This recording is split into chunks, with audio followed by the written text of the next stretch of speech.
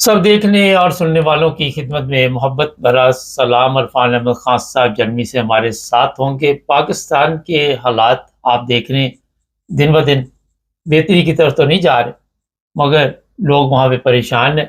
इससे पहले एक प्रोग्राम शुरू करें, हमने एक नंबर दिया हुआ है। वो सिर्फ इसलिए दिया हुआ है कि आपने कोई हमसे बात पूछनी हो तो वो पूछे। अब होता ये है कि सुबह सुबह लोग मैसेज फजूल करने शुरू कर देते हैं, और ये चैनल हमने बनाया वो अपनी मर्जी के लिए। कोई डिक्टेट करे हमें, इस तरह नहीं चलता। कुछ नंबरों को हमें ब्लॉक करना पड़ा, और इतनी दुनिया देखती है, सबको हम खुश नहीं रख सकते, जिसके लिए माजरत चाहते हैं। हाँ साहब, पाकिस्तान में बलूचिस्तान के हालात तो चलो दिन ब दिन बदतर हो रहे हैं, मगर पंजाब में भी हालात कंट्रोल में नहीं है। सिंध में आपने देख लिया जो हालत हो गई है वहाँ पे भी, और इसी तरह खैबर पख्तूनख्वा में। क्या देखते हैं आने वाले दिनों में कौन सी ऐसी साजिश है जो पाकिस्तान को बहुत बड़ा नुकसान देने वाली है? देखिए, पुरसुकून हालात तो पूरे पाकिस्तान में कहीं भी नहीं है। जी। किसी एरिया में भी नहीं है, किसी जगह नहीं है, किसी शहर में नहीं है।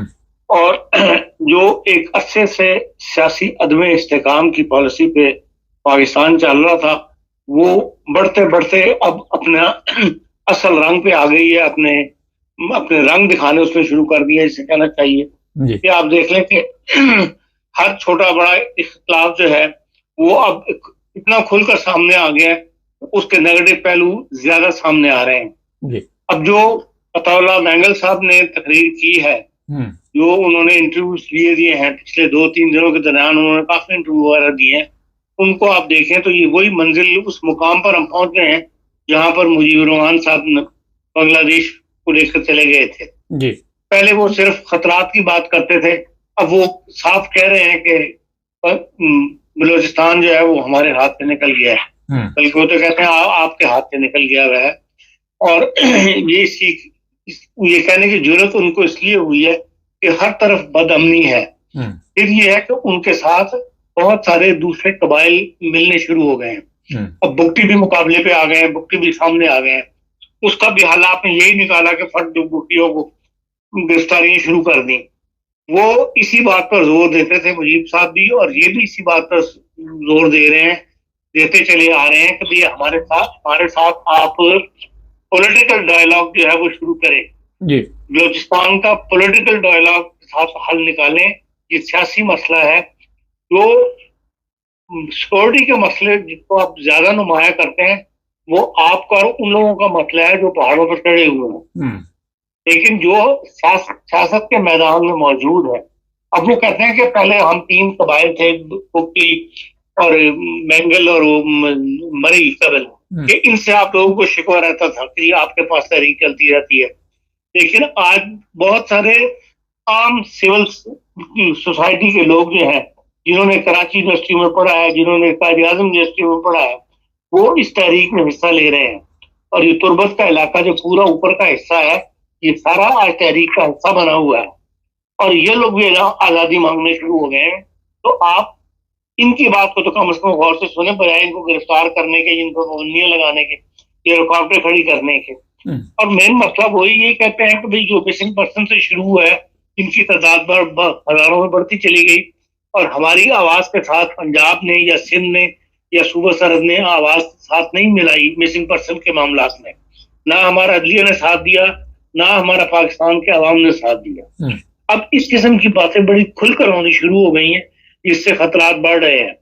और फिर अब जो सिंध में नया मसला खड़ा हो गया है 6 कैनाल निकालने का, जो 6 के नहरें निकालना चाहते हैं उन जमीनों के लिए जो कि ग्रीनलैंड के तौर पर हमारी पाकिस्तान जो है वो उनको आबाद करना चाहते हैं, उन इलाकों को। आपको पता है रुकाड़ा के ऊपर के जो सारा हिस्सा है, इसके अंदर बहुत ज्यादा जमीनें जो हैं वो हमारी सिक्योरिटी इदारों के पास हैं, जो उनको दी जाती हैं जब वो रिटायर वगैरह होते हैं। तो उस इलाके में मजीद जमीन को वो जेरे काश्त लाना चाहते हैं जो बंजर पड़ी हुई है, उसके लिए वो कनाल निकाल रहे हैं, पानी है नहीं। अब ये बात भी सिंध की रही, अगर जरदारी साहब ने कहीं हाइम में भरी थी एज सदर पाकिस्तान, उन्होंने कहा था कि हम आपके साथ ताउन करेंगे, आप इस निकालें इन नहरों को, उस वक्त तरबेला में और मंगला में पानी मौजूद था या पाकिस्तान के अंदर रेगुलर बारिशें हो रही थी। इस साल 42% बारिशें कम हुई है पाकिस्तान के अंदर। पाकिस्तान के रूटीन का जो पानी था वही 42% करीब है।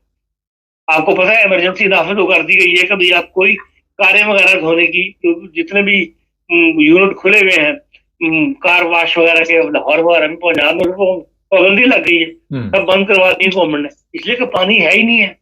तो ये इस किस्म के जो कौमी मसले पैदा हो जाते हैं, कुदरती आफात की सूरत में हो या जैसे भी हो, कौम एक मसले को फेस कर रही है, उसका हल मिल बैठ के निकाला जाता है। सारे सर जोड़ के बैठते हैं, सबको कुर्बानी देनी पड़ती है, तब हमारे यहाँ वो माहौल नहीं है। पाकिस्तान के किसी एरिया में भी वो माहौल नहीं है। वहां हर चीज का हल बस एक ही है, या लब्बैक या रसूल लब्बैक के नारे मारते जाओ, और बस जो असल मसाइल है उनसे अपनी जो तवज्जो है आवाम की वो हटाई रखो। और इसलिए हालात यहाँ तक पहुंच गए हैं कि अब हर तरफ जो है ऐसी कैफियत से मुल्क दुचार है कि हर बंदे के ज़हन में ये सवाल पैदा हो गया कि हमारा क्या बनेगा। और जब ये चीज कैफियत पैदा हो जाए तो फिर जाहिर बात है कि फिर मुल्क से लोगों के बददिल हो जाते हैं, लोग अपना जो है दिल या हौसला जो है वो छोड़ देते हैं, और इस स्टेज से पाकिस्तान जो है गुजर रहा है। लेकिन इसका हल उन्हीं लोगों ने निकालना होता है जो सियासत में मौजूद हो, जो अलाने हुकूमत में जिनके हाथ में हो, लेकिन वो भी इस वक्त बेबस नजर आ रहा है। खान साहब, बंदे उठा लो, अरसा दराज से बंदे उठाए गए, पाकिस्तान में गायब कर दिए गए, कोई मर गए, कोई जिंदा, किसी को बताया नहीं गया, ना किसी के हवाले किसी की लाश की गई। तो इतनी नफरत आप अगर पीछे चले जाए, कोई 40 साल पहले तो नहीं थी जितनी इदारों में और अवाम में पैदा हुई है। आने वाले दिनों में मजीद नफरत नजर आ रही है। तो जो आपने बात जिस तरह तवज्जो दिलाई कि मशरकी पाकिस्तान वाली एक तारीख दोबारा न दोहराई जाए, ना हमने उस वक्त कोई सीखा, ना उसके बाद सीखा, इसके बाद भी कुछ नहीं सीखेंगे। तो क्या देखते हैं कि मजीद नफरत में इजाफा होगा अवाम में और जो ताकतवर लोग हैं? देखिए, मैंने ये नहीं कहा कि मशरकी पाकिस्तान वाली तारीख दोहराई जाए, मैं तो खतरे का अलार्म कर रहा हूँ कि भाई उस तरफ हालात जा रहे हैं, और खुदा ना करे कि वो दिन पाकिस्तान को देखना पड़े। हम उसकी फेवर में नहीं है, हम तो चाहते हैं कि पाकिस्तान हो। हाँ, हमारे जो सियासतदान है या हमारे जो नाने हुकूमत जिनके हाथों में है, जिनका हुक्म चलता है, जिनके पास इस वक्त पावर है कि वो मुल्क को लेके चले, इदारों को लेके चले, उनको खुदा अकल दे कि वो इन हालात को समझें और पाकिस्तान को जो है यूनिटी के साथ एक मुल्क जो वजूद में आ चुका है उसको मजबूती की तरफ करें, और तमाम रहने वालों को उस खत्ते के अगर बराबर के हकूक देंगे, तमाम लोगों को उनका राइट देंगे जो हर इंसान को पैदाइशी खुदा ने हक दिया हुआ है, तो फिर यकीनन हालात बेहतरी की तरफ जाएंगे। लेकिन अगर किसी को सिक्योरिटी के नाम पे, किसी को मजहब के नाम पे, किसी को अलहदगी के नाम पे आप तंग करना शुरू करेंगे, उनके रास्ते बंद करेंगे, उनको रोकेंगे, उनको जुल्म करेंगे, तो फिर जाहिर है हालात आहिस्ता आहिस्ता आहिस्ता आहिस्ता ऐसी डायरेक्शन की तरफ चल पड़ते हैं जो हम आज हमारी आंखों के सामने हमें आज नजर आ रहा है। हाँ सर, अभी आपने बात की पानी की किल्लत हो रही, तो हमारे वहाँ पे ऐलान तो बहुत हुए कि डैम बनेंगे, चंदा भी इकट्ठा किया गया लोगों से, बड़ी ऐसे लोगों ने भी कारनामे अंजाम दिए जिनका काम ही नहीं था चंदा इकट्ठा करना। तो किधर गई रकम सारी? डैम तो कोई बना नहीं वहाँ पे। देखिए, डैम पे जितनी रकम चाहिए होती है उसका तो अशरे अशीर भी जमा नहीं हुआ था। 10 मिलियन जमा होने से तो डैम नहीं बन जाता है। बैंक के लिए बहुत बड़ा प्रोजेक्ट है ये सर, और कोई भी डैम पाकिस्तान ने कभी भी खुद इंडिपेंडेंटली नहीं बनाया। पहले भी वर्ल्ड बैंक ने जितने भी बैंक बने हैं डैम, उन सब में वर्ल्ड बैंक ने पाकिस्तान की मदद की है। वो फारूक, वो होते थे वजीर तिजारा जो बाद में ट्रेड के भी थे, फारूक साहब पठान, जो वापडा के भी चेयरमैन रहे, उस जमाने में उन्होंने ये डैम बनवाए थे। और उसके बाद हम इस तरफ आए ही नहीं कि भाई आपको आपस की सियासत की नजर हो गए तमाम डैम जो है। हाँ, मुशर्रफ साहब के पास एक ऐसा टाइम आया था कि वो चाहते तो काला बाग डैम बना सकते थे, लेकिन उन्होंने भी सिंध के आगे घुटने टेक दिए और उस वक्त उन्होंने डैम नहीं बनाया, काला बाग डैम। इसीलिए आज तक देखने को वो कोई डैम उसके बाद नहीं बन सका, और ना कोई आसार है, इसलिए कि कोई यूनिटी पैदा ही नहीं होती किसी ख्याल के अंदर, किसी उसके अंदर। अब आपके सामने जर्मनी की मिसाल है अब जो हालात जर्मनी के अंदर हुए हुए हैं, जो कुछ ट्रम्प साहब ने पॉलिसी इख्तियार की हुई है, उसके ऊपर सब सर जोड़ के बैठे होंगे, नहीं बैठे। अपोजिशन भी सर जोड़ के बैठी हुई है और हुकूमत भी सर जोड़ के बैठी हुई है। तमाम सियासतदान इन हालात को फेस कर रहे हैं और सर जोड़ के बैठ के इसका हल निकाल रहे हैं। हमारे ये कैफियत पैदा नहीं हो रही है। हाँ साहब, इसकी वजह से मुल्क और मजीद कमजोर होता चला जा रहा है। अगर यही सूरत हाल रही तो आने वाले दिनों में पानी की मजीद किल्लत आप देख रहे हैं? मजीद क्या इस वक्त किल्लत मौजूद है, इस वक्त खुशहाली का खतरा है। आप कपास को देख लें, कपास की फसल नहीं लग सकेगी अगर ये सूरत हाल रही। अगर अब बारिशें नहीं होती हैं तो इस साल भी 42% कपास जो है वो कम हुई है। कपास पैदा करने वाला मुल्क, एक्सपोर्ट करने वाला मुल्क आज इंपोर्ट कर रहा है कपास को, और इस वक्त सूरत हाल जो है दरपेश है। जिस तरह बारिशें नहीं हो रही तो फिर ये कपास अगले साल आपके पास शायद इससे भी कम कपास होगी। तो हम इस खुशहाली से बहुत ज्यादा मुतासिर होंगे। बज़ाहिर नजर ये आता है कि आपको पीने का पानी भी शायद मुयसर ना हो आइंदा चंद सालों में। जिस तरह मौसमी तगय्युरात पैदा हो रहे हैं, इसकी फिक्र यूरोप को हो रही है, मगरबी दुनिया में हो रही है, हमारे वो फिक्र अभी तक पैदा नहीं हुई। हाँ साहब, अभी एक बड़ी अहम बात आपने की कि वहाँ पे जो रिटायर होते हैं ऑफिसर आर्मी के, उनको ज़मीनें दी जाती है, और साथ एक जर्मनी की मिसाल भी दी कि जो लोग मुल्क का सोचते हैं वो सबसे पहले मुल्क का, कौम का सोचने के लिए इकट्ठे हो जाते हैं, चाहे कितने भी इख्तलाफात हो। यहाँ भी कुछ ज़मीनें दी जाती हैं जब कोई रिटायर हो जाता है? यहाँ कोई ऐसी गुंजाइश नहीं है, क्योंकि हमारे यहाँ जो सिस्टम चला हुआ है वो अंग्रेज के जमाने से चला हुआ है। अंग्रेज ने अपने काम निकलवाने के लिए बाद जागीरदारों को फौजियों को जमीनें दी थी। वो सिस्टम आज तक चल रहा है, इसलिए ना उसमें इन्होंने तब्दीलियां की हमारे सियासतदानों ने, ना कानून बदले, तो इस चीज को होने लगाते, लेकिन फौज से डरते हैं इसलिए अब नहीं करते। उस जमाने में, जिस जमाने के अंदर सिर्फ 3 लेफ्टिनेंट जनरल होते थे, 1 जनरल होता था, उस जमाने में ये तब्दीलियां की जा सकती थी। आज तो फौज आपके पास इतनी मजबूत है कि 45 में 1 जनरल है, वो चाहेंगे कभी आपको ये ऐसा कानून बना दिया जाए। अब तो उनकी चलती है, अपनी बात तो मनवाते हैं सियासतदानों से। अब तो ये मुमकिन नहीं है कि अब बज़ाहिर मुमकिन नहीं है तो एक तरह कोई ऐसा लीडर पैदा हो जाए, पता तो या ये पुर्तगान जैसा बंदा जिसने जुर्रत के साथ उस वक्त काम कर दिखाया। तो अगर सियासतदान सारे इकट्ठे हो जाए एक प्लेटफॉर्म के ऊपर तो फिर ऐसी आईनी तब्दीलियां कर सकते हैं, ये सिस्टम को बदल सकते हैं।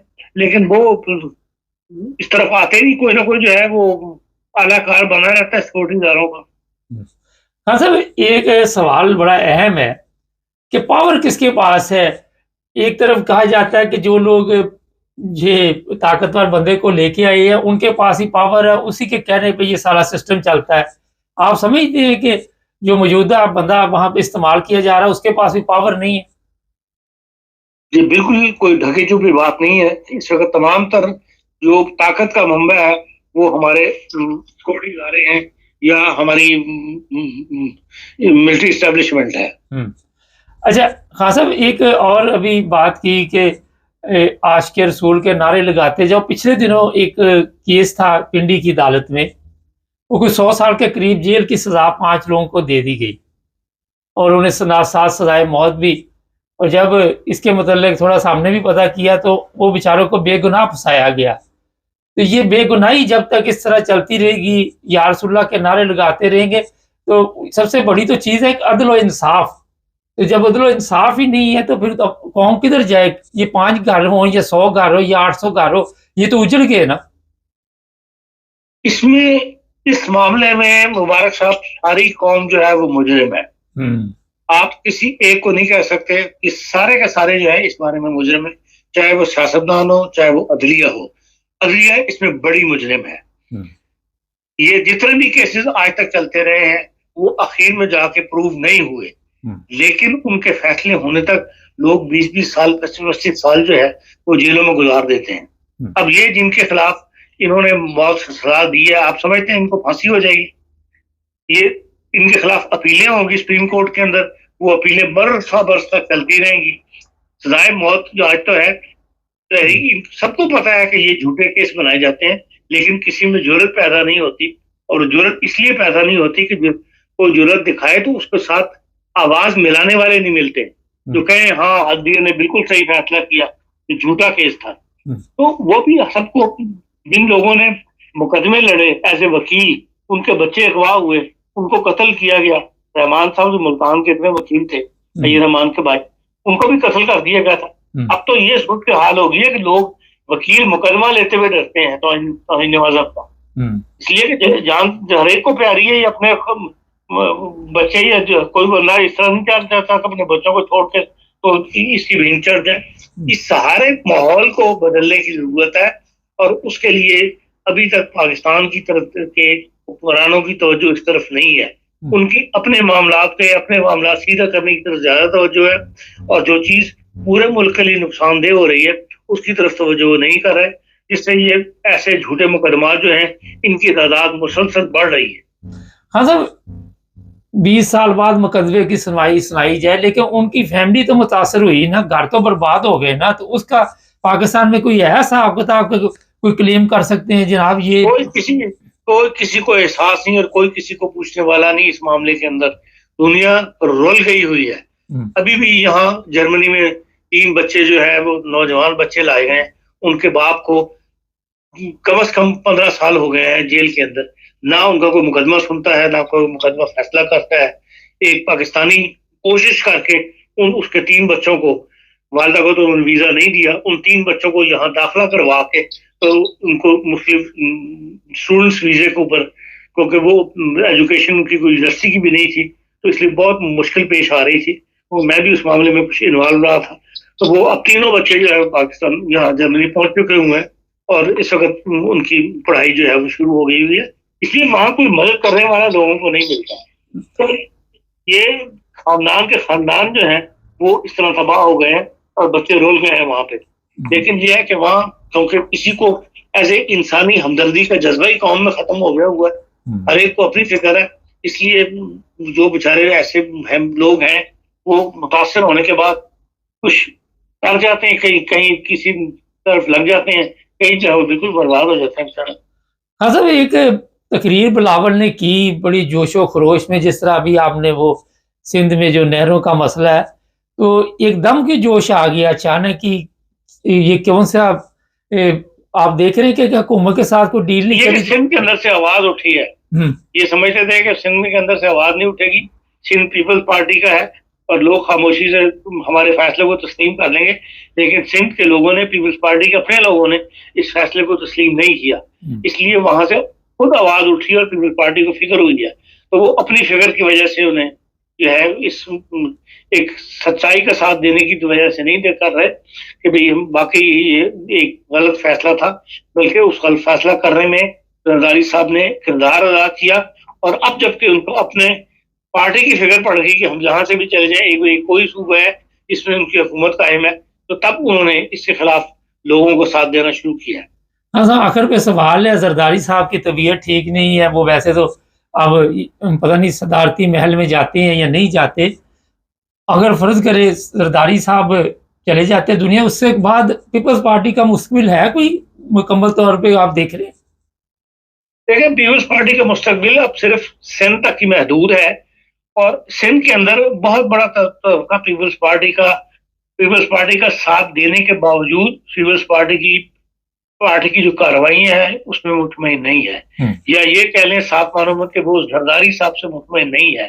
जरदारी साहब जिस तरह पार्टी को लेकर चल रहे हैं, पंजाब की जो बड़ी क़यादत थी पीपल्स पार्टी की, वो तो बिल्कुल ही जरदारी साहब का साथ देने को तैयार नहीं। जो एतजाज आसिम ग्रुप था वो बिल्कुल चुप करके खामोश होकर पीछे हट गए हुए हैं। तो सिंध में भी ऐसे लोग मौजूद हैं, बल्कि मैं समझता हूँ जरदारी साहब के जाने के बाद पीपल्स पार्टी सिंध में भी ज्यादा मकबूल होगी और बाकी जगहों पर भी जो कारकुन जिन्होंने खामोशी इख्तियार कर ली हुई है और उनका जज्बाती लगाव है भुट्टो साहब के साथ, वो दोबारा मैदान में निकलेंगे और पीपल्स पार्टी को फायदा होगा, ना कि नुकसान। बहुत शुक्रिया खान साहब। नाज़रीन, इरफान अहमद खान से आपकी बातें बड़ी ज़बरदस्त होती हैं।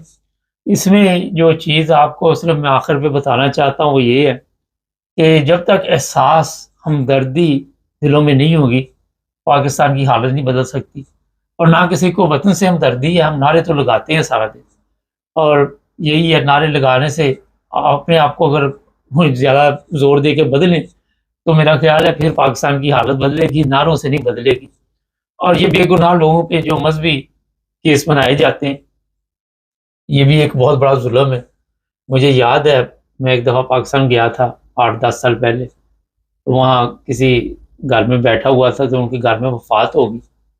कोई कैंसर वगैरह का मसला था जिसकी वफ़ात हुई। तो वो कहने लगे कि हॉस्पिटल चले जाएँ, तो ऐसे ही है जैसे वहाँ पे खुदा बने बैठे हुए। और इसी तरह आप देख लें, कचहरियों में चले जाएँ तो वहाँ भी यही तरह के हालात हैं। ये बात मैंने इसलिए आपको कही कि पाकिस्तान की कचहरियाँ, वकील, आप सबके लिए में कितने महँगे हैं। लोगों की ज़िंदगी बर्बाद हो जाती है और अक्सरियत ऐसे काम वहाँ पे हो रहे हैं, ज़बरदस्ती आप लोगों को उठा के ले जाते हैं मिसिंग पर्सन। उसके बाद आप देखते हैं कोई उनका पता ही नहीं चलता, वो किधर गए, कहाँ से आए, क्या उनका बना, और ये नफ़रत की जो फ़ज़ा है, इसमें इज़ाफ़ा होता जा रहा है। मगर कोई सोचने वाला नहीं, एक जगह से ऑर्डर आता है, सब कुछ उनके लिए बस ऐसे ही है, बस जी ठीक है जो आपने कह दिया। ये सब कुछ ठीक नहीं है, इस पर नज़र डालें। चैनल को सब्सक्राइब करें, जुड़े रहें हमारे साथ। सब देखने और सुनने वालों की खिदमत में मोहब्बत भरा सलाम। इस्लामी जमहूरिया पाकिस्तान, जी हाँ, ये इसलिए मैं आपको बताता रहता हूँ क्योंकि हमारे उलमा का ये दावा है, हमारे सियासतदानों का ये दावा है, और फिर एक सरकार है, वो कुरान पाक की आयत पढ़ के सुनाते हैं।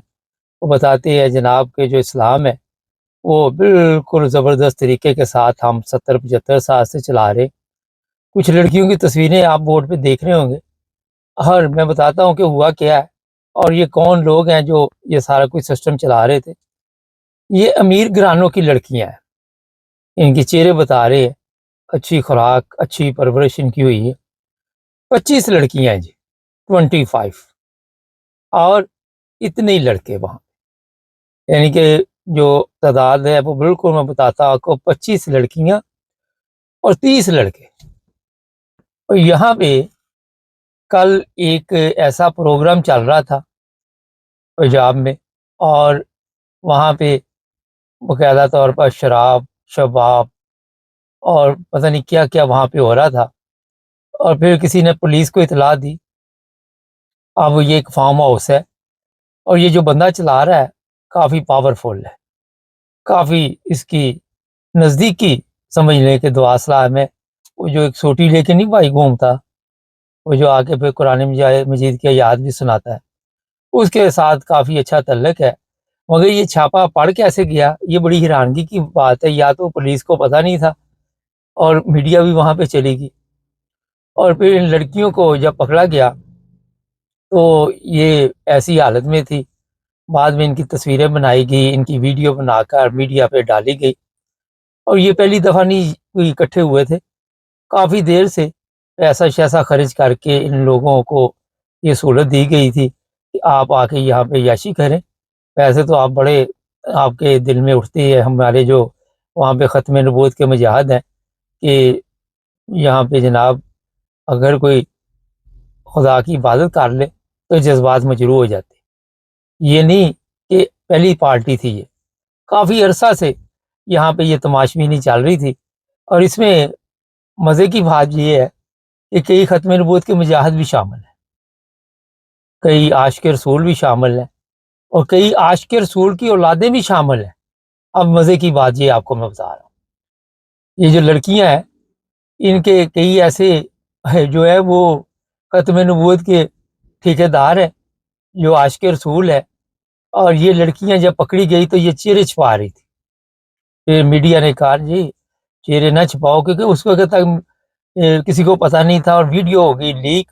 वीडियो सोशल मीडिया पे डाल दी गई और वीडियो ने मचा दी खलबली। जब खलबली मचाई तो जिसका ये था, मैं नाम नहीं लूँगा, उसको इत्तला मिली तो उसने कहा जी आपने क्यों ये सारा कुछ किया हमारे बगैर पूछे, हमारा तो रोज़गार चल रहा था।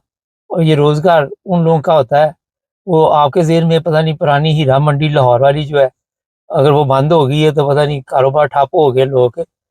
मगर जो नाम आ रहे हैं बड़ी ही तकलीफ दे है, और किसी कमज़ोर बंदे का ये काम नहीं हो सकता, ये भी मैं आपको बता देता हूँ, क्योंकि माड़ा बंदा तो इस तरह के काम करता भी नहीं है। और ये जो जितनी भी लड़कियां वहाँ पे नज़र आई हैं, सबकी वीडियो हमारे पास है, मगर हम तस्वीरें लगा देंगे आपकी सहूलत के लिए, क्योंकि कॉपीराइट्स का मसला है। अब आ जाते हैं दूसरी तरफ, कभी मस्जिद में मुजरे करवाए जाते हैं वहाँ पे, आप सबको पता है, पिछले तो मैंने एक प्रोग्राम किया था। कभी किसी जगह पे कोई ऐसा काम डाला जाता है और क्लब बनाए हुए हैं, कभी मसाज हाउस आप पकड़ लेते हैं वहाँ पे, इस्लामाबाद, पिंडी, लाहौर, कभी सड़कों पे लड़कियां खड़ी हैं, लेकिन यहाँ पे किसी की कोई जज्बात मजरूह नहीं होते। बड़ा एक अहम सवाल है, ये तरबियत की आपने अवाम की। आप बताइए कि हमारे जो सियासतदान है, और ये भी मैं बता देता हूँ, ये लड़कियों में हो सकता है कि ऐसी भी होंगी जिनके वालिदैन में से वालिद या वालदा पुलिस ऑफिसर होगा, कोई ऐसे भी होंगे जो सियासतदान होंगे, और कोई ऐसे भी होंगे जो वो जो सरकार है जिसके अंडर में सारा सिस्टम चलता है, उनके घर वाले भी कोई ना कोई हो सकते हैं। लेकिन जो बात आखिर पे थोड़ी देर बाद मैं बताऊं वो बड़ी अहम होगी। उससे पहले मैं ये बता देता आपको कि पाकिस्तान में जो हम नारे लगाते हैं ना कि इस्लामी जमहूरिया पाकिस्तान है, ये इस्लाम का किला है, ये है, वो है, ये सब कहानियाँ हैं। जो कुछ यूरोप में हो रहा है वही वहाँ कुछ हो रहा है। यहाँ बता के करते हैं, वहाँ छुप छुपा के भी करते हैं, बता के भी करते हैं। अगर किसी के पास ताकत है वो कहता है आके कर लो जो करना। जो मीडिया वाला बेचारा वहाँ पे पहुंचा बेचारा, अब उसकी कमबख्ती ना आ जाए, क्योंकि आपको तो पता है कि वो कहे कि जनाब आपने क्यों वीडियो जो है वो सोशल मीडिया पे डाली, और थोड़े दिनों बाद आपको उसकी भी खबर आ जाएगी, और इनकी भी खबर आ जाएगी कि इनके ऊपर कोई केस शेस नहीं हुआ, कोई ऐसा प्रॉब्लम नहीं हुआ जिसकी वजह से इनके लिए कोई मुश्किल पैदा हुई। तो ये पाकिस्तान का जो असल चेहरा है, जिस जगह पे कौन पहुंची। अच्छा, शराब कहाँ से पहुंची, ये अब सवाल है। लड़कियां तो चलो घरों से आ गई, तो शराब तो ज़ाहिर है कहीं ना कहीं से तो पहुंचेगी, वो भी विलायती, विलायती शराब, देसी नहीं, विलायती। और वो जहाँ से मिलती है आपको पता है, वहाँ पे इन्होंने जो मुसलमान नहीं है ना उनके परमिट बनाए हुए हैं, उनके परमिट पे ये लोग जाके खुद यशी करते हैं। वो पीते हैं, ये नहीं पीते, मगर ये सब पीते, मिक्स पार्टी चलती है। और वहाँ पे जो तमाशबीनी आप देख रहे थे, और हो सकता है कुछ जुआ शुआ भी चल रहा हो, ये नहीं है कि यहाँ तक की पार्टी खत्म हो जाए। मैं मुझे याद है कि 15 साल पहले लाहौर गया, तो मेरे साथ कुछ दोस्त थे, तो उसने एक बंदे से वहाँ पे मुझे मिलवाया। मैं उसके साथ बैठा रहा थोड़ी देर, कहता आए मैं आपको अपने घर का चक्कर लगवाता हूँ। जब उसके घर गए, पहली चीज़ तो कि उसकी गाड़ी पे नंबर प्लेट ही कोई नहीं थी। तो मैंने कहा यार तुम्हारी गाड़ी पे कोई नंबर प्लेट श्लेट नहीं है। वो कहता हमें किसने, पुलिस वाले ने रोकना है, किसी की क्या जरूरत है। फिर मैंने उसे, जब उसके घर पहुंचे, देखा कोई 6 गनमैन बाहर खड़े। उन्होंने जनाब दरवाज़ा खोला, अंदर गए। वो इतना बड़ा सिटिंग रूम, मैं हैरान, कोई सोफे का मुंह इधर को, कोई उधर को, कोई उधर को, कोई इधर को। मैं क्या पता नहीं इधर क्या होता। बाद में पता चला यहाँ पे शाम को अमीर ज़ादे बड़े बड़े, उस लड़के का बाप जो है वो वहाँ पे जुआ करवाता है। अंदाज़ा लगा लिया, ये मुल्क की हालत हुई हुई है। ये 15 साल पहले की बात है। अब तो दमादम मस्त कलंदर हो रहा है। जितने ये नौजवान, ये 20-22 साल की लड़कियां हैं, और इनको मुझे लग रहा है वहाँ पे कोई ड्रग्स मरग्स के चक्कर भी दिया होगा। फिर वहाँ पे ये किस हालत में पकड़ी गई, बाकी आप समझदार लोग हैं। लेकिन यहाँ पे मेरा सवाल है तरीके लबैक वालों से, ख़त्म नबूवत के मुजाहिदों से, आज के रसूल जो है उनसे मेरा एक सवाल है कि ये तरबियत आपने की, ये पाकिस्तान आपने दिया, जो अब शर्म आती है उनको वीडियो जब अपलोड हो रही थी। ज़रूरत नहीं शर्म करने की, हर घर में वहाँ पे जहाँ पे आप देखती हैं ऐसे घर, सब तो नहीं है, शरीफ लोग भी बड़े रहते हैं, लेकिन अगर घर में एक भी बंदा गलत हो वो दूसरे को भी ले डूबता है। तो जनाब ये मुख्तसर सी आपको रिपोर्ट दी है, चैनल को सब्सक्राइब करें, जुड़े रहे हमारे साथ। अगर आपने प्रोग्राम में हिस्सा लेना हो, नीचे नंबर आ रहा है, कॉमेंट्स में ज़रा बात हो तो किया करें, ये हमें हदायतें मदायतें न दिया करें, और फजूल हदायत वहाँ पे बैठे हुए कुछ, वो क्या मैं कहूँ अब ओके, अल्लाह। सब देखने और सुनने वालों की खिदमत में मोहब्बत भरा सलाम। नाज़रीन, जर्मनी की नेशनलिटी के लिए आज एक स्पेशल प्रोग्राम आपके लिए हमने जनाब बनाया है और आपको पसंद भी आएगा। और ये मैं बता दूं, जो नंबर स्क्रीन पे दिया हुआ, इसी पे इन साहब ने राब्ता कायम किया था और लोगों को फ़ायदा हो जाएगा। चलेंगे जर्मनी। अस्सलाम वालेकुम सर। जी, वालेकुम सलाम रहमतुल्लाह। सर बहुत शुक्रिया, ये ज़बरदस्त आपने एक खिदमत लोगों के लिए मेरा ख्याल है अपना वक़्त भी निकाला है। ये है कि जर्मनी की नेशनलिटी कैसे लेते हैं, आज के प्रोग्राम में हम आपको ये बताएँगे, लेकिन थोड़ा अगर मुनासिब समझें तो अपना तारुफ़ करवा दें। जी, मेरा नाम मोहम्मद समी है और मैं पाकिस्तान कराची का रहने वाला हूँ जी। और जर्मनी में मैं 2009 से रहता हूँ जी। और बस ये है। अच्छा, आपके पास अब जर्मन पासपोर्ट है? नहीं जी, मेरे पास जर्मन पासपोर्ट नहीं है। मेरे पास मकसद है कि यहाँ का रेजिडेंस परमिट यानी परमानेंट है। आप 2009 से वहां पे इस वक्त रह रहे हैं जर्मनी में, तो आप अभी तक क्यों नहीं जर्मन पासपोर्ट ले सके? देखिए, जर्मन पासपोर्ट यहाँ पर पहले कोरोना से पहले मकसद है कि जिस तरह यहाँ पे एक कहते हैं कि राहत पोस्ट यानी जिसे बल्दिया समझ लें, ये सारा तो पता है। ये पे पहले बताइए कि आप ले क्यों नहीं सके? वो जर्मनी में जो रहते हैं उनको इन चीजों का सब पता है, ले क्यों नहीं सके? इतने साल हो गए आप। नहीं तो यहाँ पे लेने का तो मकसद है कि कहते तो है लेकिन देते नहीं है। तो क्या वजह है, क्यों नहीं देते? कोई वजह तो होगी ना। देते इसलिए नहीं कि एक तो इनका जो रिक्वायरमेंट है लैंग्वेज का, और लैंग्वेज का जो रिक्वायरमेंट इतना सख्त है कि मकसद है कि मैं 3-4 दफा मकसद है कि मैंने ट्राई किया, मैं गया और मैं मकसद है कि स्कूल में जाता हूँ, जाके वहां पे जो मास्टर होता है वो उनको खुद नहीं पता, वो खुद नहीं मकसद है कि जर्मन जानते, तो वो क्या हमें पढ़ाएंगे। आपकी एज क्या है वैसे? क्या एज है तकरीबन आपकी एज? मैं 54 मेरी एज है। तो ये भी तो हो सकता है कि उम्र की भी वजह है कि जिसकी वजह से आप के लिए मुश्किल पैदा हो रही। नहीं जी, ये उम्र का कोई तकाजा नहीं है। मैं अल्हम्दुलिल्लाह, अल्लाह ने मुझे बहुत मकसद है कि हाजिर दिमाग रखा है। दूसरी बात है कि देखिए, मैं मकसद है कि इसके अलावा भी और जुबानें जानता हूँ। मैं ग्रीस में रहा, तुर्की में रहा और स्वीडन में रहा, हॉलैंड में रहा और पोलैंड में मैंने काम किया। इन सब जगहों पे मैंने काम किया, ठीक है जी। तो मैं इसके अलावा जुबान और भी जानता हूँ और जितना मुश्किल से मैंने जर्मन जुबान को सीखा है, अभी भी मैंने मकसद है कि इतना नहीं सीखा है।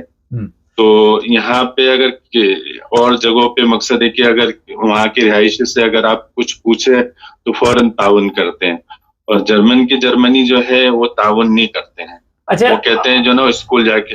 जी, अब ये बताइए, फैमिली आपकी साथ है, बच्चों के पास जर्मन पासपोर्ट है?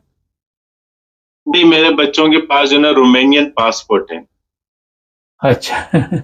मेरी वाइफ जो ना रोमानिया से थी, वो मैंने 2003 में मकसद है कि 2003 मैंने शादी की थी।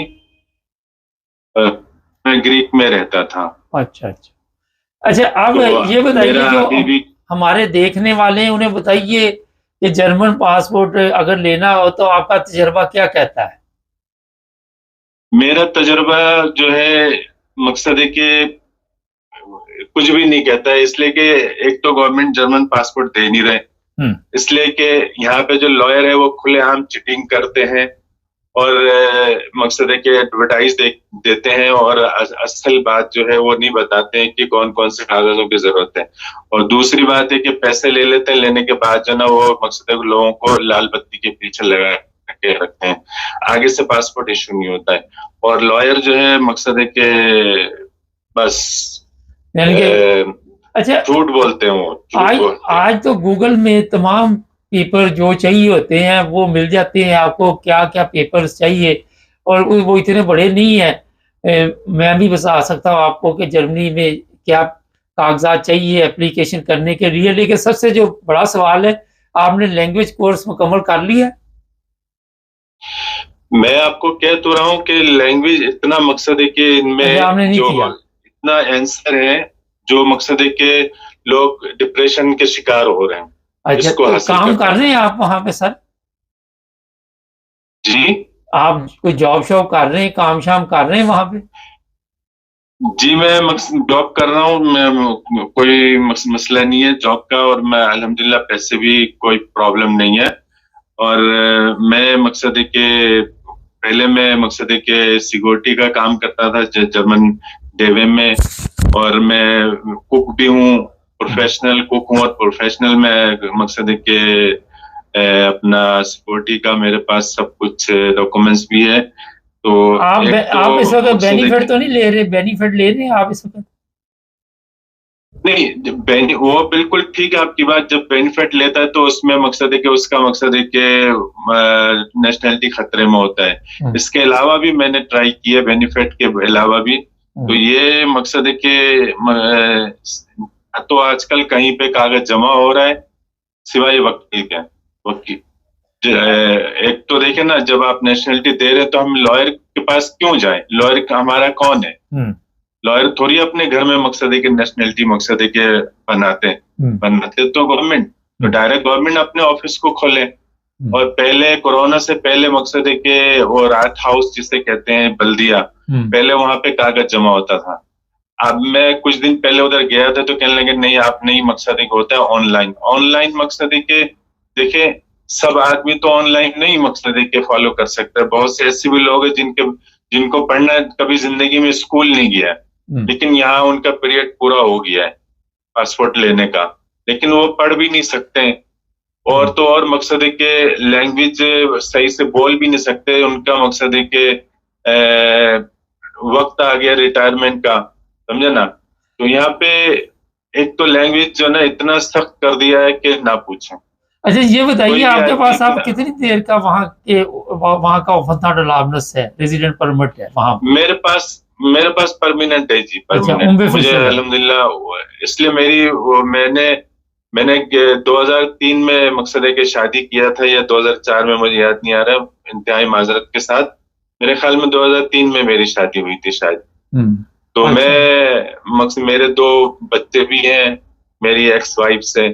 तो मैं जर्मनी 2009 में जब आया था, 2013 में जो ना मेरे मकसद है कि बच्चों का कुछ प्रॉब्लम हो गया था, तो मेरे बच्चे गवर्नमेंट उठा के ले गए थे, वो युगनताम तो जिसे कहते हैं। हाँ जी, उस पर जर्मनी का इंतखाब क्यों किया? इतने ममालिक में आप रहे, हॉलैंड भी रहे, वहाँ यूनान भी रहे, फिर आप और भी जगह पे, तो जर्मनी का मुझे इंतहाई अफसोस है। मैं जर्मन में जब मैं आया था यहाँ पे 10 दिन के लिए आया था, तो मैं आके यहाँ माहौल देखा था। फिर मैं दोबारा जब आया तो फिर मैंने कहा नहीं, मैंने यहाँ पे नहीं रहना है। तो मेरी जो एक्स वाइफ थी उसने मुझे यहाँ पे फंसाई, बस उसका जिद था।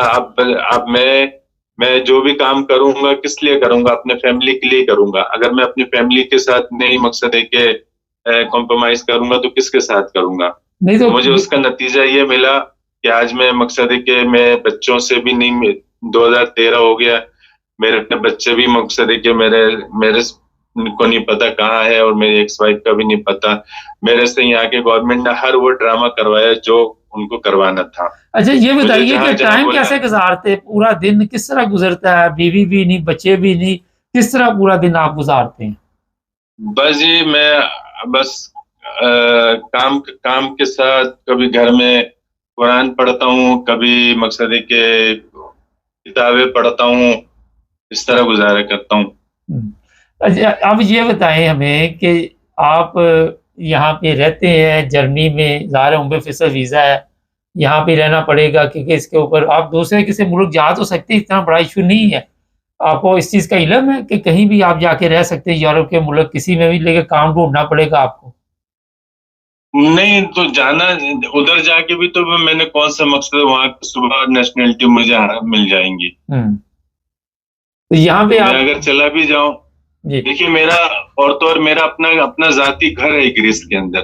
अच्छा। मैं अगर ग्रीस चला गया तो मुझे तो सबसे पहले मुझे घर का कोई प्रॉब्लम नहीं है। मैं वहां का जुबान जानता हूँ, मैं इस तरह जानता हूँ जिस तरह मैं ग्रीकी बोलते हैं इस तरह मादरी जुबान जानता हूँ। मुझे वहां पे कोई इशू नहीं है। और मुझे यहाँ पे भी कोई इश्यू नहीं है। मकसद है कि यहाँ पे भी मैं, मकसद है कि मैं कुक हूँ, कभी कुकिंग का काम कर लेता हूँ, कभी सिक्योरिटी का भी काम कर सकता हूँ।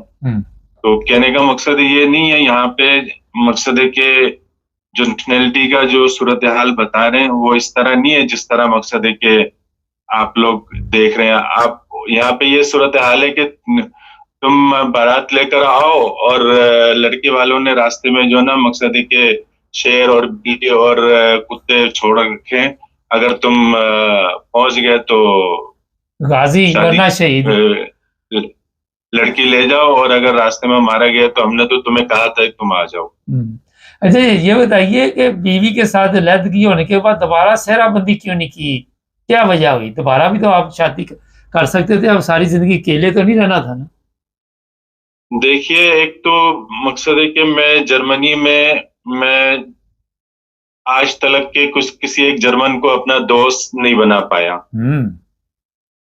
ये नहीं कि मेरे अंदर मकसद है कि कोई तकब्बुर है या मैं खुद शैतान हूँ। मेरे अंदर बहुत ही मकसद है कि इंसानियत, और मैं बहुत एक इंसान दोस्त आदमी हूँ। मैंने बहुत कोशिश की है, लेकिन जर्मनी जो ना सिर्फ और सिर्फ अपने फायदे से हट के वो कोई जिसको फॉलो नहीं करते हैं। अच्छा, आपके पास वीजा है यहाँ पे? सॉरी, लंबा हो गया प्रोग्राम। तो नेशनलिटी लेके क्या फर्क पड़ेगा? उम्र पे भी आप रह रहे हैं आराम से, तो नेशनलिटी लेके भी रह लेंगे। क्या जिंदगी में आप सोचते हैं कि उसमें क्या तब्दीली आ सकती है? नहीं, नेशनलिटी अगर होगा, कम से कम ये तो इस मुल्क का भी फायदा होगा ना। अच्छा, अगर फर्ज करें, अगर मैं आज अगर बेनिफिट लेता हूँ जाके गवर्नमेंट से, तो अगर मेरे पास नेशनलिटी हो सकता है मैं चले जाऊं किसी और मुल्क में, तो इस मुल्क को मतलब आपको तो देना नहीं पड़ेगा ना। नहीं सर, आपके जाने से ही फायदा होगा मुल्क को, आपके रहने से भी तो हो सकता है। नहीं, मैं अगर फर्ज करें, मैं अगर यहाँ पे नेशनलिटी लेके, यहाँ पे भी तकरीबन जितने भी लोग गवर्नमेंट से पैसे लेते हैं, और बहुत से ऐसे लोग हैं जो मकसद है कि वो चाहते हैं अगर हमें नेशनलिटी मिल जाए तो हम नेशनलिटी लेके कहीं और चले जाएंगे, समझे ना। ऐसे भी है लोग। तो अब गवर्नमेंट तो खुद अपना मकसद के नुकसान कर रही है ना। अब जैसे स्कैंडिनेविया है, वहां पे मैं पहले था, तो मैं अगर आज उधर होता तो आज से मैं 2005 में गया था, तो मैं समझ ले 2012-13 या 2005 में जब गया तो मैं 2012 में या 2014 में मैं नेशनल हो जाता। जी चले, बहुत शुक्रिया आपका, आपने टाइम दिया, काफी लंबी गपशप हुई है आपके साथ। आपने बड़ी हिम्मत की बात की, खुलकर अपने मसाइल जो भी हैं वो बताए। कोई सवाल करना हो तो कर सकते हैं आप, या कोई और कहना हो मैसेज तो दे सकते। सवाल यही है कि जो जिन लोगों को मकसद है कि अगर नेशनलिटी देना है तो अगर गवर्नमेंट दे दे तो गवर्नमेंट का बहुत मकसद है कि गवर्नमेंट से बच जाएंगे। चले, बहुत शुक्रिया सर आपका। मैं सवाल यही करूंगा। बहुत शुक्रिया सर। ये जनाब प्रोग्राम आपकी आवाज़ से उन्होंने अपने मसाइल बताए हैं। हर बंदा जो है अपनी सोच के मुताबिक ज़ाहिर ज़िंदगी गुजार रहा है। जो नेशनलिटी है, मैं आखिर पे बता देता हूँ उसके लिए क्या कुछ आपको चाहिए। उसके लिए जो जर्मन जो ज़बान का मसला है वो बता रहे थे, वो बड़ा ज़रूरी है। और भी ये जो आपके काम के पेपर है वो ज़रूरी है। फिर ये जो कोई क्राइम ना आपने किया हो, कोई बेनिफिट का सिलसिला ना हो, और इसके अलावा जो वहाँ की आपका जो जर्मनी है उसके मुतालिक जो सवालात हैं, जैसे यहाँ पे यूके टेस्ट है, वहाँ पे जर्मन टेस्ट है, और वहाँ पे इसके बाद जनाब आप एप्लीकेशन कर सकते हैं। प्रॉब्लम ये है कि किसी उसमें अरसा भी आपका पूरा होना चाहिए, अकाउंट होना चाहिए कि कितना अरसा आपको हुआ। इनको तो हो गया हुआ है, जैसे मैं बता रहा हूँ। तो उसमें होता ही है कि कई शहरों में काफ़ी तेज़ काम होता है, कई सुस्त हैं जहाँ पे रश है, लोगों को 2-2 साल भी इंतज़ार करना पड़ रहा है। हिस्सन है फ़र्ज़ करें, वहाँ भी बड़ा इंतज़ार करना पड़ रहा है। तो ये डिपेंड करता है आपके इलाके के ऊपर, और इतना बड़ा इशू नहीं है वैसे। जब हमने वहाँ नेशनलिटी ली थी, अब तो बड़ी पुरानी बात हो गई है, तो बगैर वकील के सब कुछ किया था। और ये वकाला वाला रास्ता सिर्फ इसलिए इख्तियार किया जाता है जो लोग खुद इस काबिल नहीं होते। मगर मेरा ख्याल है ज़रूरत नहीं है किसी वकील की, आप खुद एप्लीकेशन कर सकते हैं। चैनल ये प्रोग्राम थोड़ा लंबा हो गया, लेकिन इसके बारे में किसी ने मालूमात देनी है तो हमारा नंबर ऊपर आ रहा है, प्रोग्राम में हिस्सा लें, बताएं लोगों को अपने मसाइल क्या हैं।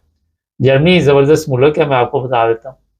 और वहाँ पे अगर आप रहते हैं तो आपको भी पता है कि यूरोप में अगर दूसरे जो ममालिक हैं उनसे मेरे ख्याल में काफ़ी अच्छा जो है रहाइश के हिसाब से, मेडिकल हिसाब से आज भी जर्मनी जो है वो बेहतर है। स्विट्ज़रलैंड वगैरह निकाल लें, स्कैंडिनेविया निकाल लें। चैनल को सब देखने और सुनने वालों की खिदमत में मोहब्बत भरा सलाम। नाज़रीन, हमारे ज़हन में है कि फ़्रॉड सिर्फ पाकिस्तान में होता है। आज इंग्लैंड के ऐसे 2 केस आपके सामने लेके आऊँगा जिससे आप सबक हासिल कर सकते हैं। और ये मैं बता दूँ कि यहाँ पे जो फ्रॉड होते हैं वो भी मिलियन के हिसाब से होते हैं। आपके तसव्वुर में भी नहीं कि कैसे-कैसे यहाँ पे फ्रॉड किए जाते हैं। ये जनाब एक उन्होंने फैमिली पकड़ी है, वो साहब गिरफ़्तार किए गए हैं। ये यहाँ पे लंदन में, लंदन के कुछ इलाकों में और भी इंग्लैंड के कुछ इलाकों में क्या काम इन्होंने डाला कि घर बेचे हैं और जाली पेपर तैयार किए जाते थे। जाली पेपर तैयार करके तो लोगों के घर भेज दिए जाते थे। ये ऐसे मुझे समझ नहीं आई, अभी तहकीक होगी तो पता चलेगा। और इसके पास बड़ी-बड़ी महँगी गाड़ियाँ थी और ये जनाब पिकनिक मना रहा था, पुलिस ने पकड़ा है और इसके ऊपर अब केस चलेगा। किस तरह ये पेपर तैयार करते थे, क्या तरीका वारदात था, आहिस्ता-आहिस्ता ये चीज़ें सामने आएँगी। यहाँ पे और भी मुख्तलिफ तरीकों से फ्रॉड किए जाते हैं इंग्लैंड में। कई लोग ऐसे हैं जो अपने पैसे जो है वो घुमा बैठते हैं और जाली पेपर इंग्लैंड जैसे मुल्क में तैयार करने एक हैरानगी की बात है। इसमें ज़ाहिर है कोई ना कोई ऐसे बंदे शामिल होंगे जो मॉर्गेज वगैरह के लिए भी इस्तेमाल किए जाते हैं। और अब ये कितना बड़ा गैंग है, अभी ज़्यादा देर नहीं हुई इसे पकड़े हुए, आहिस्ता-आहिस्ता इसकी तहकीक होगी। तो ये बात आप लोगों को इसलिए मैंने बताई कि अगर यहाँ भी आप कोई प्रॉपर्टी ख़रीदना चाहें तो मुकम्मल तहकीक किया करें पहले और उसके बाद ये नहीं कि अपना कहा जनाब फाड़ लो वाला काम ना होना चाहिए। और दूसरा फ्रॉड सुन लें आप, जो लोग होटलों में रहते हैं, यहाँ पे बड़ी तादाद में सियासी बना वाले जो हैं वो होटलों में ठहराए हुए हैं और उनके ऊपर काफ़ी खर्चा मर्चा आता है। बड़ी ज़बरदस्त ज़िंदगी है वहाँ पे होटलों में। वहाँ पे उनको कपड़े धोए हुए मिलते हैं, इस्त्री हुए मिलते हैं, खाना 3 वक़्त का मिलता है और वो तमाम सहूलतें वहाँ पे मौजूद हैं। ठीक है, महीने कोई 15 हफ़्ते बाद 10-15 पाउंड मिलते हैं, शायद 8-10 पाउंड ही मिलते हैं, लेकिन वो तमाम सहूलतें हैं जो आप सोच भी नहीं सकते। अब हुआ क्या, ये मैं बताने वाला हूँ आपको। हुआ ये कि ये फिर मुख्तलिफ कंपनियों को बाकायदा तौर पर ठेके दिए जाते हैं, सादा लफ्ज़ों में मैं समझाता हूँ आपको। और फिर वहाँ पे जनाब वो जो ठेकेदार होते हैं, वो ज़ाहिर है ऐसे बंदे मौजूद होंगे जिनके साथ मिलकर ये फ्रॉड किया जाता है। जो खाना है वो नाक़स वहाँ पे सप्लाई किया जाता है। अंदाज़ा लगाएँ कि अगर वो होटल फ़र्ज़ करें यहाँ पे है, लंदन में है, तो खाना बर्मिंघम से आ रहा है। ये प्राइवेट कंपनियाँ हैं और गंदा खाना दिया जाता है और उसमें फिर कपड़ा लगाया जाता है। जो बड़ी तादाद में लोगों का कहना है कि वो खाना जो है हम खा ही नहीं सकते, उसे फेंकना पड़ता है। और इसी तरह ये जो फ्रॉड चल रहा था, ये जो होटल थे, इन लोगों ने बिल्कुल ये बंद कर दिए आम पब्लिक के लिए और होटल वालों की खूब पिकनिक शुरू हो गई कि वहाँ पे सियासी पनाह वाले जो थे, उनको जनाब मुश्किल उन्होंने रख लिया और पैसा आ रहा है। गवर्नमेंट के ऊपर इतना बड़ा बोझ इस वक़्त ये चल रहा है और इसमें क्या फ़ायदा है? कोई गवर्नमेंट के ऑफ़िसर जो हैं, उनमें ये शऊर नहीं है, उनमें समझ नहीं है कि इनको किसी ऐसे जगह पे कैंपों में रखा जाए, जहाँ पे आप कौम की बचत कर सकते हैं। दूसरी तरफ आप टैक्स पे टैक्स, यहाँ पे इंग्लैंड में आप देखते हैं, कभी कोई टैक्स के बारे में बातचीत हो रही है, कभी किसी टैक्स के बारे में हो रही है। और फिर इससे पहले आपको पता होगा कि रवंडा प्लान भी बनाया हुआ था, तो वहाँ भी काफ़ी खर्चा-मर्चा करने के बाद कुछ भी नहीं मिला। तो फ्रॉड यहाँ पे भी बहुत बड़े हैं और ये जब लोग पकड़े जाते हैं वो बात की बात है, मगर जो कौम का नुकसान होता है वो आप सोच नहीं सकते। ऐलानात होंगे जनाब ये होटल हम बंद कर देंगे, कोई इतना बड़ा मसला नहीं है, मगर उसके बावजूद क्योंकि ज़ाहिर है कुछ ना कुछ किसी ना किसी को कोई फ़ायदा होता है, तो वो वहाँ पे जनाब अपना सिस्टम चलाता है। मुझे कल किसी ने एक ऐसी बात बताई कि ऐसे ऐसे काम हमारे लोग करते हैं, अब मैं वो खुल के नहीं बता सकता, मजबूरी है कोई, कि यहाँ भी दीन को बेचा जाता है। ये नहीं कि वहाँ पे बेचा जाता है पाकिस्तान, यहाँ भी दीन के लिए जो जगह मुकर्रर की हुई है वहाँ से काफ़ी पैसा आ रहा है, और ये बड़े खौफनाक हालात हैं। जो दूसरे हमारे ज़हन में है कि सिर्फ एशियन ही गलत काम में लगे हुए हैं, इसमें दूसरे ममालिक के लोग भी लगे हुए हैं। और ये जो होटलों में, मैंने थोड़ी सी आपको तफसील बता देता हूँ कि नीचे सिक्योरिटी ऐसे खिलारी हुई है जैसे ऊपर कोई बहुत बड़े वो वीआईपी मेहमान आए हुए हैं, और उस सिक्योरिटी के ऊपर भी खर्चा किया जा रहा है, उसमें से भी पैसे खाए जा रहे हैं। अंदाज़ा लगा सकते हैं आप। मुझे इत्तला मिली है कि उन सबको नोटिस दिया गया है इसी महीने में कई जगह से, और उनके मतलब तहकीकात होंगी, लेकिन क्या होना, हैरानगी की बात है कि ऐसे मुल्क में जहाँ पे आप समझते हैं कि सब कुछ ठीक चल रहा है, कवानीन के मुताबिक चल रहा है और कोई प्रॉब्लम नहीं है, यहाँ पे इतने इतने बड़े फ्रॉड आप तसव्वुर भी नहीं कर सकते। यहाँ ऐसे ऐसे लोग पकड़े जाते हैं, कभी कोई गैंग पकड़ा जाता है। बेनिफिट फ्रॉड बहुत ज़्यादा, बेनिफिट फ्रॉड इतना लंबा चौड़ा समझ से बाहर है कि जो लोग जिम्मेदार हैं, जो ये बेनिफिट देते हैं, वो किसी की इंक्वायरी क्यों नहीं सही तरह कर सकते। पिछले दिनों मैंने आपको एक प्रोग्राम बताया था, पता नहीं कितने मिलियन का टीका लगाया उन्होंने, और कितने उन्होंने बेनिफिट के लिए अकाउंट बनाए हुए थे, कितनी जगह से वो बेनिफिट उठा रहे थे। तो आप अंदाज़ा लगाएं कि ठीक है, हमारे मुल्कों की तरह नहीं है, हमारा तो हर बंदा ही फ्रॉडी है ना। पाकिस्तान में तो आपको पता है, कल ही मैं देख रहा था, वो रेडी वाला कुछ फल फ्रूट बेच रहा था, तो उसने पहले ही शॉपर जो थे ना तैयार करके लटकाए हुए थे रेडी के साथ। हमारे साथ छोटे छोटे फ्रॉड भी करते हैं ना, जहाँ जिसका हाथ बड़े वहाँ तक का फ्रॉड करता है। तो जो सामान लेने आता था उससे फ्रूट वो देख के साथ लेते हैं लोग, तो वो जैसे ही पैसे निकालने लगता, या मोबाइल के साथ कुछ देखता, तो वो जनाब वो शॉपर बदल देते हैं। हाँ, हर जगह पे फ्रॉडी मौजूद है, ये ना समझे। और ये जो इतना फ्रॉड होता है सिर्फ अवाम को भुगतना पड़ता है। अवाम को इसलिए भुगतना पड़ता है कि अवाम के ऊपर भी टैक्स लगाए जाते हैं, कौंसल टैक्स बढ़ा दो, फलां टैक्स बढ़ा दो, फलां टैक्स बढ़ा दो।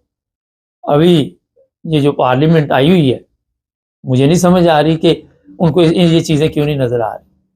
क्या वजह है, क्या वजह कि इतने महंगे होटलों में इतना खर्चा करने की क्या वजह है। तो सोचना चाहिए इस गवर्नमेंट को कि अगर आप इनको किसी हाउस में, किसी जगह पे, ऐसी जगह पे रख सकते हैं, और इंग्लैंड में बड़ी जगह पड़ी हुई है, ये नहीं कि जगह नहीं है, और वहाँ पे इतनी बड़ी सिक्योरिटी की क्या ज़रूरत है। एक दफ़ा मुझे याद है, मैं यहाँ पे हॉलीडे किसी को मिलने गया, तो पहले जनाब 2 बंदे बाहर खड़े हुए, हाँ जी अपनी आईडी दिखाएं जी, आईडी दिखाई, फिर एक आगे रजिस्टर लेके बैठा हुआ है, हाँ जी नाम लिखाएं, लिखाया, फिर एक और बैठा हुआ है, पता नहीं वो क्या मेरी तलाशी ले रहा था, फिर एक और आगे बैठा हुआ है। तो मैंने मिलना तो जिससे था वो बाहर मिल गया, तो मैंने सिर्फ वॉशरूम जाना था, तो वो कहते जनाब आप वहाँ पे जाएं, वो आपको कुछ और पता नहीं क्या करना। मैं कहा मिट्टी डालो। सब fraud, A to Z fraud. आप सोच सकते, अगर अकल हो इन लोगों में, तो जो सियासी पनाह वाले हैं उनको एक कार्ड दे दें, उसी से दरवाज़ा खुले, वो अंदर चले जाए, और कैमरे से आप एक बंदा बैठा दें, और वो सिक्योरिटी आपकी चेक करता रहे कौन सा यहाँ पे तूफान आने वाला है। ये क्योंकि माफिया यहाँ पे भी इस तरह की कंपनियां बनी हुई हैं जो इस तरह के काम करती हैं। ये मैंने प्रॉपर्टी का बताया, ये भी पता नहीं कितनी देर से फ्रॉड कर रहा था। वो जो गाड़ियाँ उसके घर के बाहर, वो देख के आप भी हैरान में जाएंगे। तो जनाब ये चीज़ें जो है ये पूरी दुनिया में चलती हैं, इंग्लैंड नहीं है, अमेरिका में भी है, जर्मनी में भी फ्रॉडी बैठे हुए हैं, हर जगह पे फ्रॉडी बैठे हुए हैं। कोई लेट पकड़ा जाता है, कोई जल्दी पकड़ा जाता है, कोई नहीं पकड़ा जाता, इसी तरह दुनिया का सिस्टम चल रहा है। अब जो हमारे पास इतला है कि यहाँ पे जो सियासी पनाह वाले हैं उनको बड़ी तादाद में वापस भेजा जा रहा है, हज़ारों की तादाद में रिपोर्ट किया जा रहा है, मगर जिनको रखना है उनको भी सही तरीके से आप रखें। और इसमें पाकिस्तानी भी हैं जिनको पकड़ पकड़ के वापस भेजा जा रहा है। फॉरन अर्जेंट पासपोर्ट बनता है, वो 1 दिन का 24 घंटे का, और उनको प्लेन पे उठा देते। लेकिन तेज़ी के बावजूद वो बता रहे कि इतनी तेज़ी से लोग आ रहे हैं कि कंट्रोल करना मुश्किल हुआ, क्योंकि यूरोप में खलबली मची हुई है। आपको पता है कि वहाँ से भाग के इधर आते हैं, यहाँ पे ये यूरोपियन यूनियन का हिस्सा नहीं है, तो यहाँ पे वो दोबारा सियासी पनाह के केस करवा लेते। मैं उनके कोई ख़िलाफ़ नहीं सियासी पनाह के, मैं इन फ्रॉडियों के ख़िलाफ़ हूँ जो उनके ज़रिए उनको सिस्टम में ला के तो फ्रॉड करते हैं।